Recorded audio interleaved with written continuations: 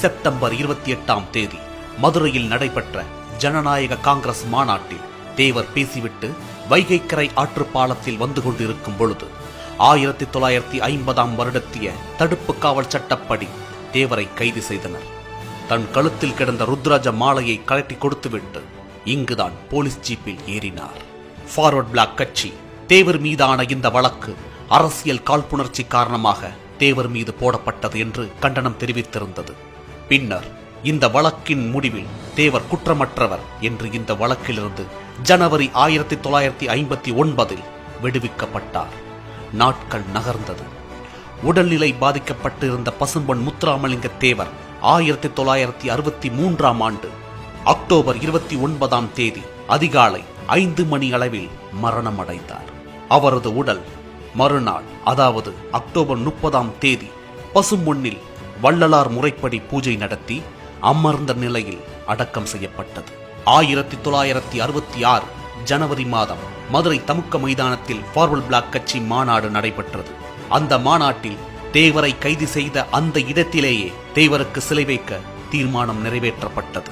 1969 நகரசபை தலைவர் துணைத் தலைவர் பதவிக்கு ஃபார்வர்ட் பிளாக் கட்சி சார்பில் போட்டியிட முன்வந்த சோனை சேர்வையும் முத்துமாய தேவரையும் திமுகவினர் எதிர்த்தனர்.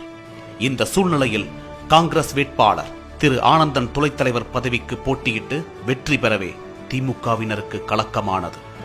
திமுகவினரால் முத்துமாய தேவருக்கு நகரமைப்பு குழு தலைவர் பதவி கொடுக்கப்பட்டது. இதன் மூலம் ஃபார்வர்ட் பிளாக் திமுகவை சேர்த்துக்கொண்டு தேவருக்கு சிலை வைப்போம் என தீர்மானம் கொண்டு வந்து வெற்றிகரமாக நிறைவேற்றினார்கள். 1969 தலைவருக்கு வெங்கல சிலை வைப்போம், தலைக்கு ₹1 கொடுங்கள் என்று சிலை அமைக்கும் பணியை தொடங்குகிறார் மூக்கையா தேவர். வெங்கல சிலை வடிவமைக்க தேவையான பணம் வசூலாகவில்லை. பணத்திற்காக தேவர் விசுவாசிகள் வீட்டையும் தட்டினார். பணத்திற்காக ஒவ்வொரு கிராமத்திற்கும் சென்றார் திரு மூக்கையா தேவர்.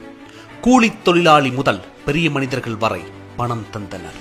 எந்த தலைவனுக்கும் இல்லாத அளவில் 14 அடி உயரத்தில் தேவரது முழு உருவ வெங்கலச் சிலை உருவானது.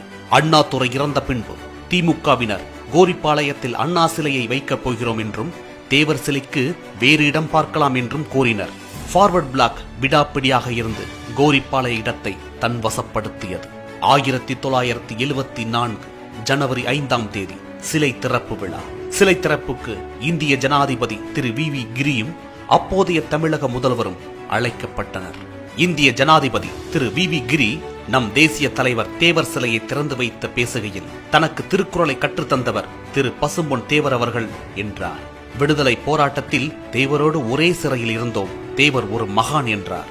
நீண்ட மணி நேரம் தேவரை பற்றியே பேசிக் கொண்டிருந்தார். தேவரின் நிழலிலேயே வளர்ந்த திரு AR பெருமாள் நன்றி கூறினார். இது முழுக்க முழுக்க ஃபார்வர்ட் பிளாக் கட்சியின் நிகழ்ச்சி மட்டுமே.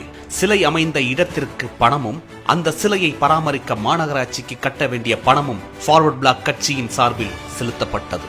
கோரிப்பாளையம் தேவர் சிலை முழுக்க முழுக்க மக்கள் பணத்தில் உருவாக்கப்பட்டது. இதில் அரசாங்க பணமோ அரசாங்க உதவியோ கிடையாது.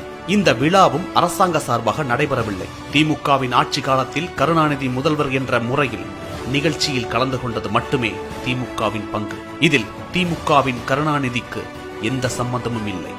எந்த இடத்தில் தேசிய தலைவர் பசும்பொன் தேவரை அரசியல் காழ்ப்புணர்ச்சி காரணமாக ஜாதிய தலைவராக களங்கம் சுமத்தினார்களோ அதே இடத்தில் தமிழக முதல்வர் தலைமை வகிக்க இந்தியாவின் முதல் குடிமகன் தேவரின் சிலையை திறந்து வைத்து தேவரின் களங்கம் துடைக்கப்பட்டு தேசிய தலைவராக அடையாளப்படுத்தப்பட்டது. அன்று தேவரை வேண்டாத விரோதிகள் கையில் மத்திய அரசும் மாநில அரசும் இருந்தன. இன்று மத்திய அரசும் மாநில அரசும் தேவருக்கு வேண்டியவர்கள் கையில் இருக்கிறது. இந்த காணொளியை முழுமையாக கண்டிருப்பீர்கள் என்று நம்புகிறேன். மற்றவர்களுக்கும் பயன்படும் வகையில் முடிந்தவரை இந்த காணொளியை பகிருங்கள். நன்றி.